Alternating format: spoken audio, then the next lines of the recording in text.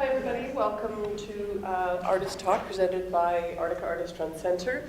This is Sonia Haberstich from Hudson near Montreal. Yeah, Quebec. So yeah. So she's presenting her work at, or we're showing her work at Arnica Artist Run Center from now until February 24th. And along with her is Adrian Gore, who's presenting his work in the vault space at Arnica. I highly recommend you come down and see Sonia's work. It's somewhat interactive. You can participate in your own way. I think later you will see what kind of work she does that encourages this. If you use the hashtag Arnikist with a ARNIKIST hashtag, and you can protest whatever you want to protest. Pick your name, pick your cause, whatever. Add that along, because her work is entitled Protest at Arnica, and yeah, it kind of really encourages this. So. And the opening of the show is when? It is tonight at 6:30 to 8:30 at Arnica. We're sharing it with the Kamloops Arts Council, so you'll have a large group of people to talk to. Sonia, of course, will be there, so you can ask her some more questions, and I have no doubt you will, because everybody that's come in to help out install is like, how did you do that? So really, really interesting. So I highly recommend that you come to the opening if you can. Food and beverages will be there as well. So yes, come and talk to like-minded artists and get your creativity on. And there's my 3 minutes, so there you go. Go. Okay, thank you. Hi, I'm Sonia. I'm an artist, and I'm just going to tell you about my life a bit, because it's really related to my work. I really work from a place from feelings, so I'm going to go back like in my youth, before school, or no, like let's say, I went to school as a kid. I was dyslexic, and my parents had a really ugly divorce, and then I started using drugs at 13, and I got kind of lost in the drugs, and my life went south or north or whatever. It went wrong. And actually, a whole bunch of things happened, but we won't get into that. And at 30, I got clean. And my life started to change at 30. And getting clean meant getting in touch with my emotions. So that was kind of the God gift. How do you say God gifts? God-given, no, what? Gift. To get in touch with those emotions, because for all my life I was running away from those emotions, right? Because it was all mixed up. There was sexual abuse in my childhood. There was all kinds of ugly things that I didn't want to feel. So when I was 30, I got clean. I went to meetings, and now I've been clean for 28 years. So yeah, thank you. And it's part of my story. I think it's important. I was thinking about it all the way I was coming. I was flying. Am I telling them that? Am I not telling them that? But it's really part of my story, and it's part of my work, in a way. So yeah, in the beginning, I didn't want to do art. I didn't even know who I was, what I liked, nothing, because I was running away from myself, right?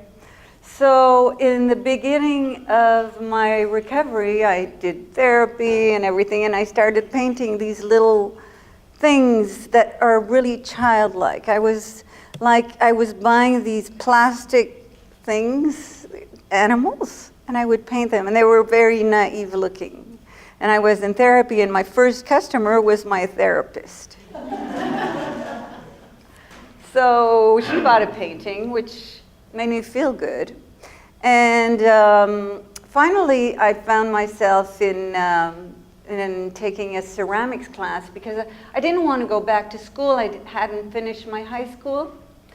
So in between that, I finished high school, and I found this ceramics class that was like given in not in a school place, but in outside. So, and I met my love of my life. I'm so lucky. You know, when you change your life, things change.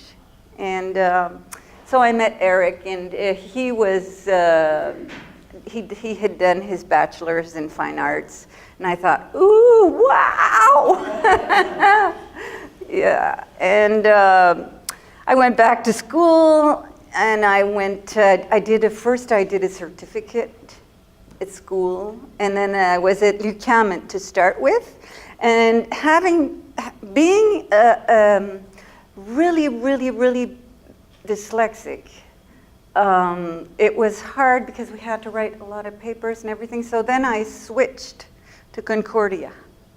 And having done classes when I was younger, I went to English school and then back to French school. So I was a lot like, you know, mixed, and that's why I guess I didn't get learning, and I was a lot shamed. So I didn't write much. And Eric was a writer. And like I remember him asking me, oh, can you take notes for me at the ceramics class? I'm thinking, oh my God, he's gonna find out like I can't, and I'm this, and I'm, you know, it's like I've done so much, things have changed. But anyway, so I found myself going back to school at 35. I just had my kid, or we had a daughter. And I went to school, and he really helped me just go through the whole thing. He was there. Like, what a wonderful person. And I still felt like a fraud, you know, being in school. I felt like a fraud. And the thing is, I never went to Cégep. Here, it's in university. You go from 12th grade to university.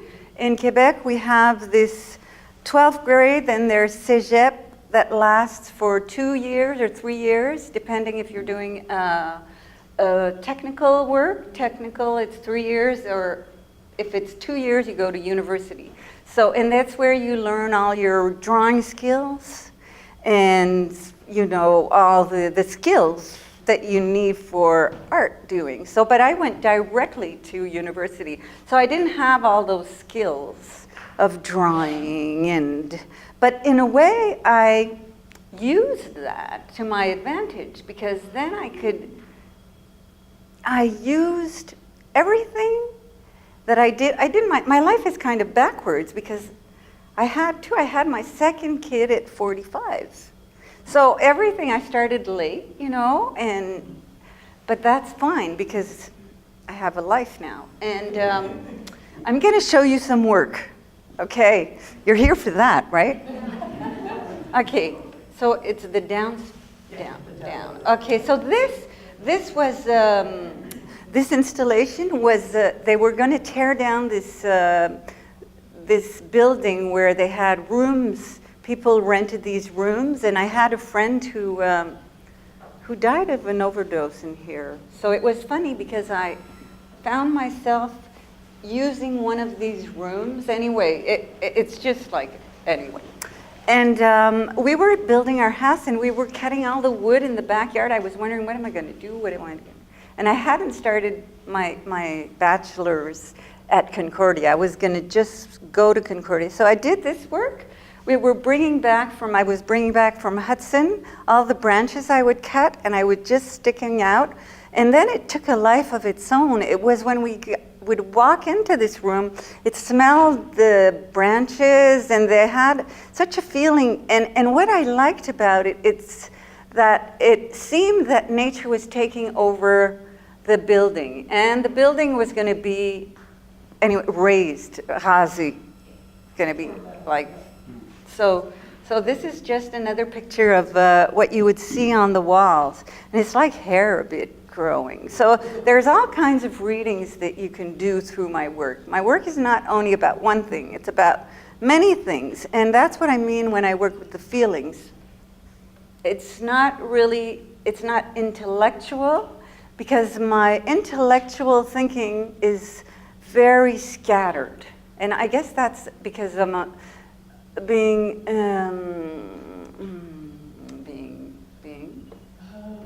dyslexic. Yes, and then dyslexic, they say that a lot of artists are dyslexic, you know, that's why you found us in all these groups. And, and it's wonderful because we think in like lots of, we think not only like, you know, it's not just one thing, it's not like detail oriented, it's like big vision. So that's why we make funny connections. Yeah, different connections. You know, so there's all kinds of good things. We have to remember those things. So this was one of my first paintings that well, not one of the first, but it was a group. This is just to show you I'm kind of obsessive. And when I start one, I do always a whole bunch. And there's all kinds of things happening. This was in this was in school, and still it's all about the body parts. You can see a penis in there. You can see like a liver, and it was about because I got hepatitis C in my other life. So it was a way just to have some kind of control over the body through the mind. So that was about that. And this was pictures, just to show you, I did maybe 100 of these drawings. And I learned, because I had a family and I had to travel a lot to go to school from Montreal to Hudson all the time, I had to learn to work fast. And being sick with hepatitis, I didn't have much energy. But when I had energy, I could work. And these drawings were done like very fast, all the time. And it brings a certain quality to the drawing. And I'll show you the next one is kind of, you see my language here. The language of the drawing and the language of the installation on the wall is kind of related. And this is not something I do on purpose, it just happens. And I really try to work from a place of trust in the doing, and trusting where I put my stuff, and trusting, and it's just really a place of trust. And I guess that came from my meetings too. It's all you see, all my life is interconnected. So this was my first installation. This was in my studio at home. And I had pictures taking and everything. So this was at my end of the bachelor's degree that I did this. I had a residency in France, and I didn't want to bring anything with me. So I just brought some Googles, all kinds of weird things like la laine, how do you say that? Wool, crochet, and then I would just sit in the middle of the garden and crochet and just like, you know? So still trusting the process and not being a need to, and this was, this was just before having my second child. This was at my master's degree, and it was my first semester. I had to take a break of 6 months because I gave birth to another kid, well, a beautiful girl. And she came, and so I did this installation like really fast, and it's still trusting the process and the materials, because you see these things here are like, they're just like pieces of vinyl, and I threw the paint on it, and you know, I just went with it. I did this in 2 days. So, but I had little other pieces that I bring, my boxes with other pieces, and I started playing with pom-poms. So that, and that's just like a little, you see the materials are interesting. and it makes an interesting imagery. And there's, oh yeah, in this series there was lots of penis things going on, like all these little, you see these covers for penises? All those, they were all covers for penises, and I had like all sizes, all kinds of decorations and sizes, and I figured out why I was so obsessed in doing these. It was, well, I was pregnant up to here, and I could do these on my couch. So again, you know, using what was happening in my life and producing things. And then I realized, like after, this is something else. I realized that after that all this work I had done was about some issues coming up about, this is a bit, but anyway, I had been abused as a child by this boy I was 6 and he was 15, and he said, make believe it's candy. So it was, you know, all these seem really happy and everything, but there's all that, but it you know, having it come up, dealing with it, and then you're free, right? So, and I'm not the only one, right? So a lot of people go through these things. And then I started playing with pom-poms. And this, again, is about, like, I was still having my hepatitis C. And it was about cells, reproducing cells. And these were on styrene that I would change the form, the shape. And then I would put all these pom-poms on. This one is like 18 inches, and it goes up, you know, like this. Yeah. So these I did. This one was 36. This one's in my salon, in my living room. That's fun. Yes, all the children wanted to touch it, you know. Yeah, and there's something about the childhood in it. There's something about very ludic. There's, again, a whole bunch of different ways to think about the work. It's very open work. So this was my thesis show, and it was called Fresh Flesh. And again, you see the breasts coming out over there and pom-poms. And again, I came in with my big backs, and I just set up. And it depends, always the setup depends on the room. So how the room is fit, again, with Arnica, that's the way it worked. You know, that's really important in my work, the rooms in which I set up now. And I think I work. Another thing that I figured out, that I put always a whole bunch, I want to overwhelm the sensories. And another thing that happens is because I'm very insecure. Maybe you can't see it, but I'm very insecure. And there's never enough. I can never show enough of stuff, you know? But it has a good side to it, right? Because we have this experience.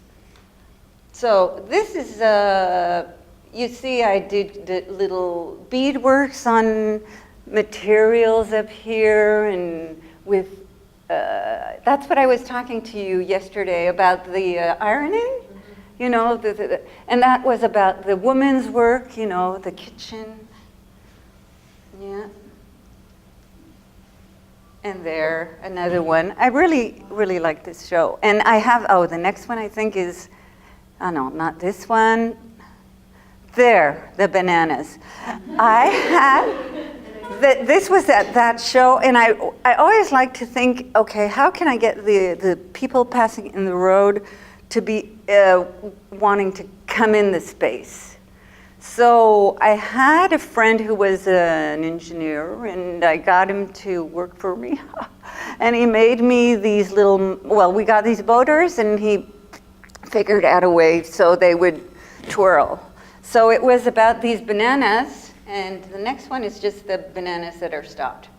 So, and then people would go, you know, this was a big, Saint Laurent Street is a big street in the Montreal city, and people would come in just because of the twirling bananas. So I had a good was good, worked. So there's just a few of those nice little beaded works still that I did when I was pregnant and sitting down, and was very, I guess it's domestic work. Yes, very domestic, and waiting for the child. Yes, but it's still sexual in a way, right? Because there's this little hair. It's kind of, in there. That's very sexual. Because this is like my woman penis something. So, and with the snowflakes. So I was always playing with these different materials and searching ways to do new things or to say something. And I've always, all my life, I've thought a bit differently, I think. Like when I was, another teacher I really have to thank from all my heart when I was a child, when I was in second grade in English school. This woman, I guess she saw that I had problems writing and things like that, but I would bring her my things that I made at home, and she would ask me, and I would make all these things in papier-mâché and all that stuff, and she asked me to teach the class.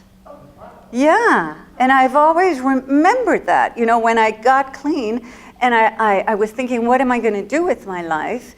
And I went back in my memory, and I remembered that. So, yeah. And I don't remember her name. Too bad, huh? And she would sing the guitar. It was the 70s, and she was, or the 68 or something. Anyway, so this one, I took an old handkerchief. So it was a handkerchief done by a woman a long time ago, in which I intervened. So there was that history, and then there was my history on the handkerchief. So again, a lot of fun nights. And this work was, I went to France and I had a show in France, and I didn't want to still bring anything with me. I hate bringing stuff. So I figured a way I bought a big gallon over there of latex paint, and their latex paint in France is excellent. And I bought all these colors that I could put in my latex paint, and I put a piece of plastic on the wall, and every morning I would get up and take my syringe, a big plastic syringe, and I would just get it to drip there, and it would drip, and then on the next day it would be dried. I would peel it off, and there you're going to see a close-up. I would peel it off, and I would stick it with a pin onto the wall.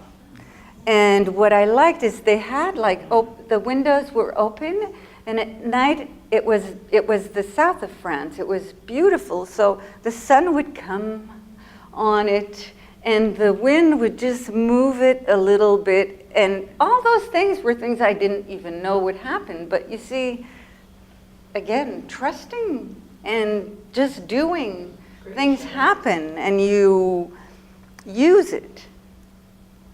And the shadows are really nice, yeah. So that was a nice. And then at the end, we just made a big ball of it, or she made a ball and we threw it out. That was it, fini. And this is too, when I did a big treatment for hepatitis C, and it lasted a year and a half, and I was sick as hell, and I lost my hair, and I was like a mess, and I couldn't work. I couldn't even go to the studio. I was in a miserable state. I would imagine. One day I say to Eric, you have to go buy some pork, some steak hachis, ground beef. And he doesn't come back with the organic stuff. And then I have this feeling inside, I'm gonna throw this goddamn this steak, and then I'm looking at myself and say, ooh. maybe I'm not well. Anyway, so I did not, for a year and a half, 2 years, I think I did not produce anything. And then coming out of it, when you finish your treatment, it takes 6 months to know if it worked.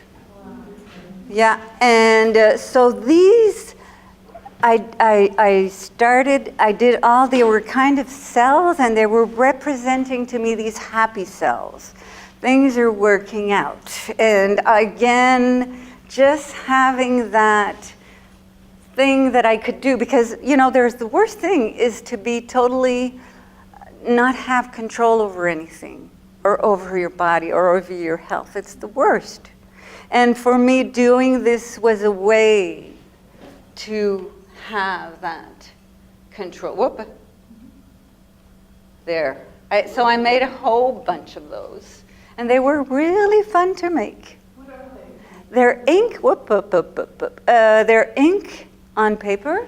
And the way I would put just like a big blob of water on my paper, and then I would drop my drops in it. And then I would wait, or I would do a whole. So I just did the whole bunch of those. Yeah. And then after that, I wanted to take it. Just a question. Yes, monsieur. I'm just wondering, when you look at these images afterwards, Yes? do you relate to them as, you know, biological, or do you see them as just playful? Do you attach, like you were obviously very sick, right? So Yes. your body was, you know, and I look at these and I think, wow, maybe, you know, there's some biological kind of... Yes, they're biological. They're cells. Yeah. Okay. And they're, yes, I do see them as cells, and happy cells. Yes. Yes. Pardon? What kind of paper did you use? Oh, it's arch paper. Okay. Arch paper. And yeah, the best, you know, the more expensive, the better. And it is expensive. And then you cut the shapes out after? No, just the water, a round circle. So you have to let each one dry, or you... You don't dry, you put your inks, and then you can let it dry and intervene again on it. It's pretty fun. Yeah, and I did a project with kids, and I got like, you know what really works well is coloring, food coloring. And they already come in the little bottles like this, and I got kids to do it. It's the easiest thing. So these were, then I started to play with epoxy. So it's kind of the same. These are like, each of them are maybe, 24 by 24. And in between each, I would put a layer of epoxy. I would put my paper in the back, maroufler. How do you say that in English, maroufler? Glue it on the wood, you know? Glue my paper on the wood. Then I would put a coat of epoxy. Then I would come with ink on the epoxy. Then another coat, then another coat. So then when you look at it, there's kind of this, you see shadows of the coats. So again, the cells and the happy cells. So, Many layers. and many layers, yeah. And that I wasn't working with the good stuff, you know? So I had a big mask and I had a big thing. Ugh, it was awful. So there, we see maybe a bit more of how it is. And you see a bit of the shadow of the ink on it in the top there. Yeah, and on wood.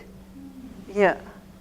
So, and then I started to put pigment right into my epoxy. And again, with even the drop, I really like the round shape. Like the pom-poms and the round, I'll come back and it's all the, I guess, the cell and the movement. You know, I'm not very like, I guess, architectural, or I'm not very linear. It's, again, I guess the dyslexia maybe. It's like, I don't fit in a box. I hate boxes. I hate it. Well, okay, there's another one. Yeah, and it's so much fun. And then I would drip bit of the epoxy, let it dry for 24 hours, come back. So a thing that my studio's in my house. Yes, monsieur. I'm just wondering about the epoxy. Is this resin-based epoxy? Yeah, it's epoxy. I'll tell you all about it later. Okay.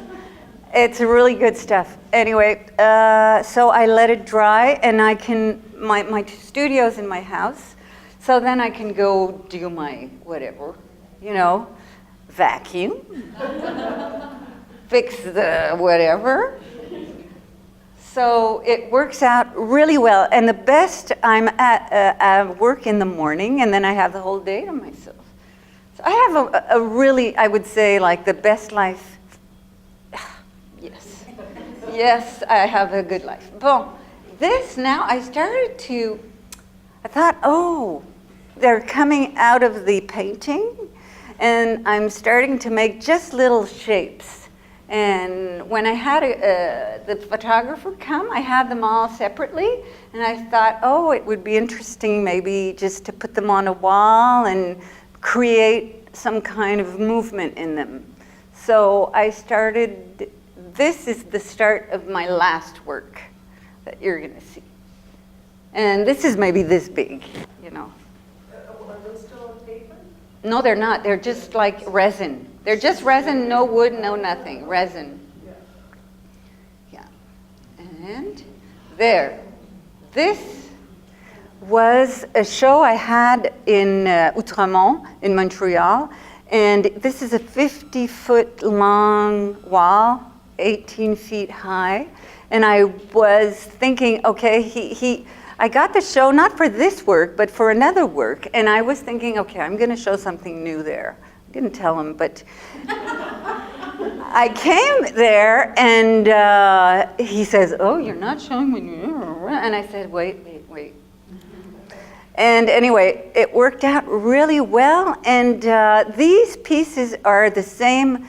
They have, like, you see, the other slide I said in small, but this is like in humongous sizes. Some are really big. Some are big like this. Some are small like this. And they were all on wood, and still, again, with all the epoxy and the pigment that are poured. Because another thing why I worked with epoxy and pigment is I hate washing my brushes. I hate it. And I don't wash well, so they are all like I have to throw them out.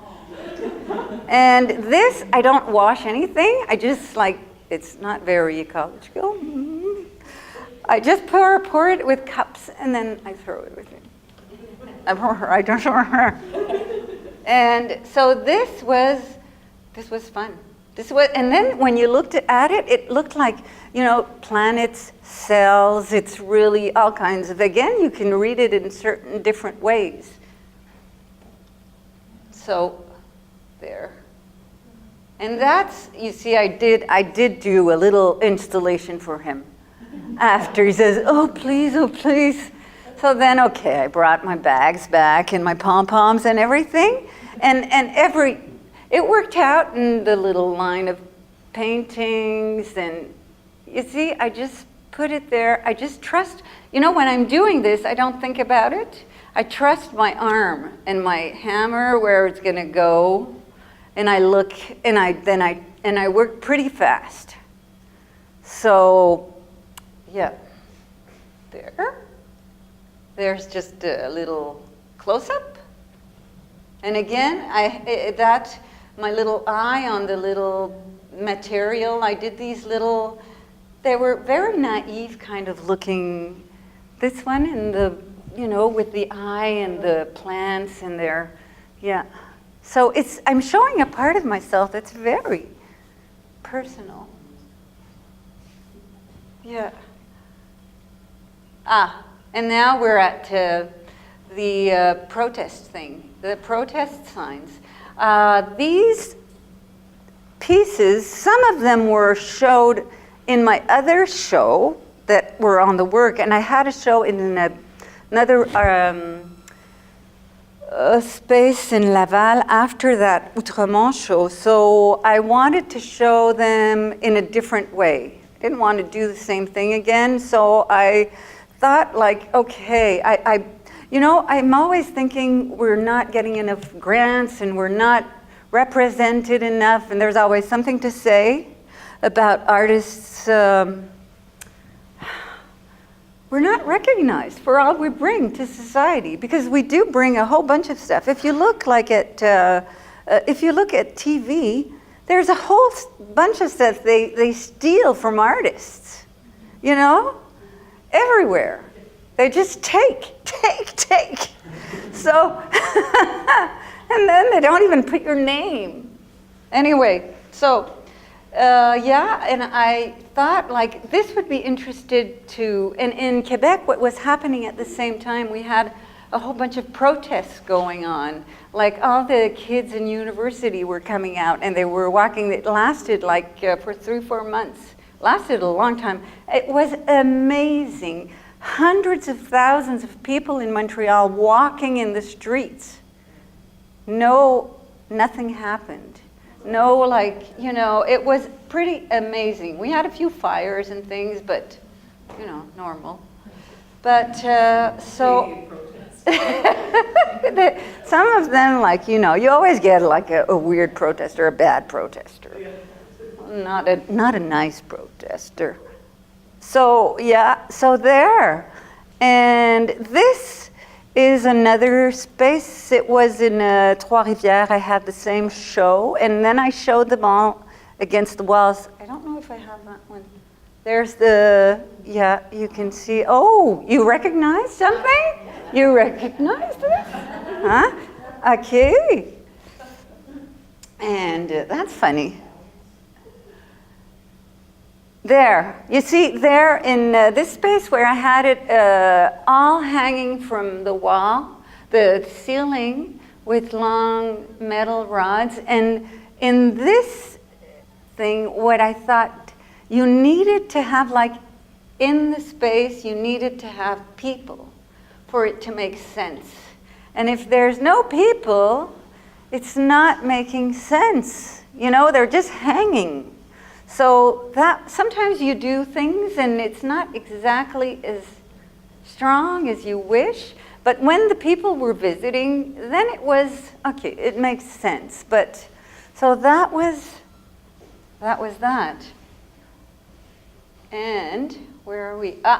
There. You see, then I cut, because in my other show, I cut all my sticks off because I had to bring them back. Yes? I'm just curious, the placement and expressing yourself is so important to the installation. Is it you installing this by yourself? Well, I have help. I have help. People, these artist-run centers and these galleries and everything, they're really good. They really help you. So, yes, in this space, I just, I cut all my wooden posts out because I had to bring it back with my car, so they didn't fit with the posts. So before leaving, I just cut everything off. And then I had this show, and I thought, okay, let's play with them as this on this wall. It's like a marine, looking at these weird elements in a marine place. So, and a lot, yeah. So that was nice. And then that's like that. And if you come, and I wish you do, you're going to recognize pieces tonight. There. This was the other, and sometimes I thought, oh, I want to sell. So I said to myself, I'm going to put just the 3 nice, like very chic pieces. It looks like very slick and chic. So I did these 2 groupings, and they sold. Yeah, and in the front, I had 2 these things that were twirling, again, to get the people off the street and bring them in. It's all about, like, how do you say that? Marketing.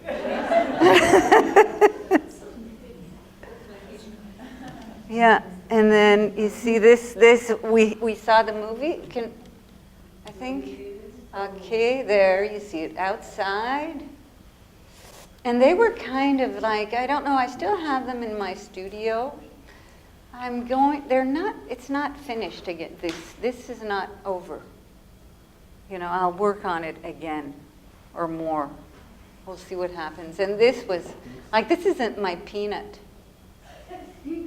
And it's so much, I wanted to show you, it's like this playing with the epoxy and having it spill, like I'll tell you my trick. Because you see on this side, you see the brown lines and you see the purple lines on this side, right? So how I did that, I put like a blob of purple on the bottom, and then I put a blob of brown on this one. And then I just did lines like this, on this blob, and then purple lines on the opposite on this side. And they meshed together. And because the material continues to work on its own. And that's the part that is surprising to me, and the part that I don't have control. And often a lot of good stuff happens then. There too. And depending on how much pigment you put, and things happen. So, and there, and, whoop. Okay, this is my last work that I've been doing. I did, because all the time while I'm doing this, I have another little thing going on, right? And this hasn't been shown at all. It's just my square things. And I decided to take a picture of it, and my photographer came. And it looks like the States, you know, and I just saw that after, that it was like the States. Florida's missing, but it's because I hate Trump. Cut him off with Key Largo, Malargo. He could go to, and yeah, again, it's all my experience. And I started to put some, powdered marble in my epoxy. So things happen, it becomes thicker. So like on this one, you see it's like the square there. It's like, comment ça? Whipped cream. Yeah. Yeah. Actually, when you work on each piece, Yes. each piece is something that you explore the feelings, the emotions that you're talking about, or something, and then you put it together as schematic, or you just randomly the way that there's no control over what's coming, and then put them together visually as you see fit that expresses something.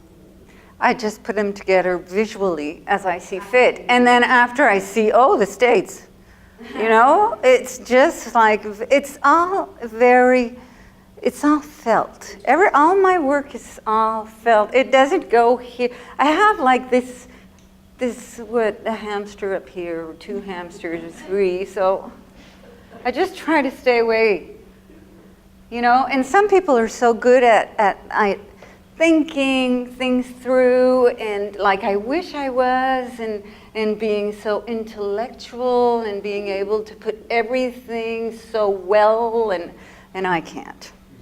So that's the way it is. Yes? Have you ever used heat, like a hairdryer or something, to manipulate your paint or your resin? No, well, I do, just to take the bubbles out. I use a heat gun. Yeah, and sometimes it moves a bit. So, yeah. And again, you see how much fun that is? It's like, it's like material. There's and it moves, does its stuff. Yeah. And there again, this is again, the orange lines there's some marble powder, and yeah. So that's a bit heavier, and then I could go inside the heaviness, and And there on the wood, and we can see the grain of the wood in the back, and there's the marble powder. So yeah, it's just bringing another component to my work, or another thing's to have fun. Oh, and this is another part of my work. I do, well, this I did for Hudson, and it was like they asked me to do a project for outside art.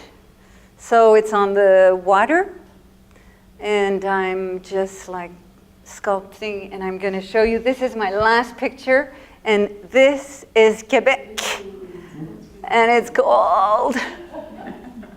And it's my totems, yes, in the winter. And there, that's my talk. Thank you.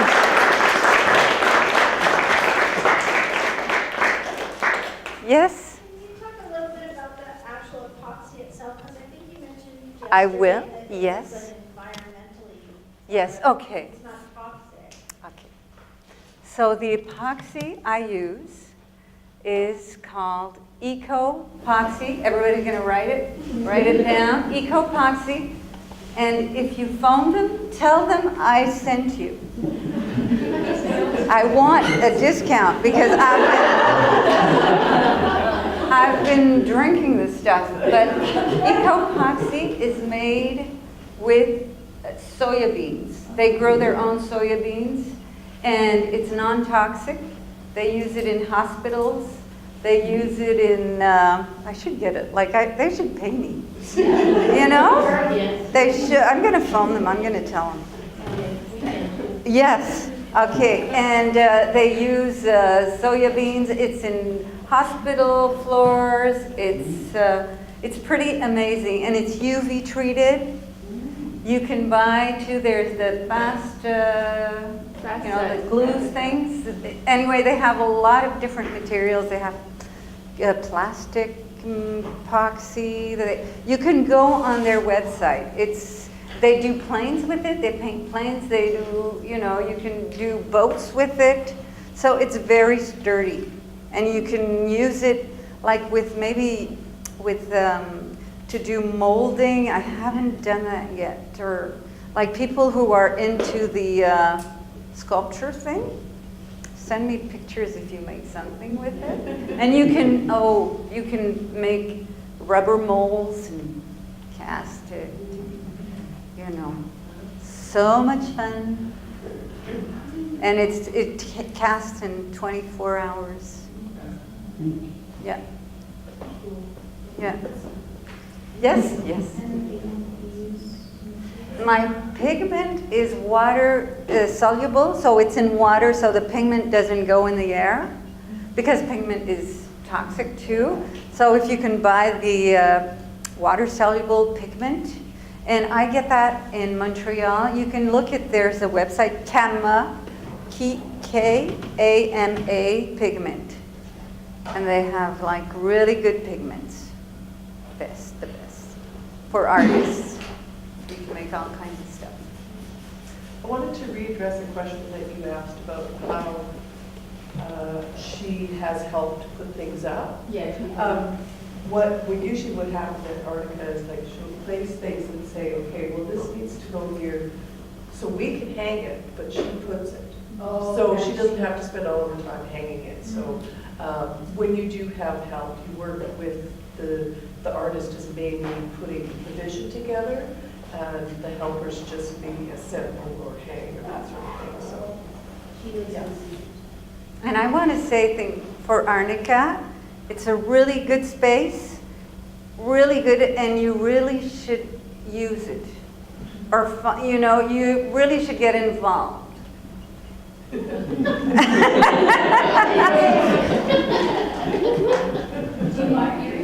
Yes. Yeah, I'm selling earrings, but I didn't bring any. But I like to go, I go out for lunch with friends, girlfriends, and I bring a little bunch of earrings, and they buy some, but it's fun. Yeah. So there, yeah. So I wish you have a great artist-filled life. It's a real privilege to be an artist, a real privilege. Is there any more questions from anyone? No, got them all covered. I would like again to thank Sonia very much. And thank you guys for coming here.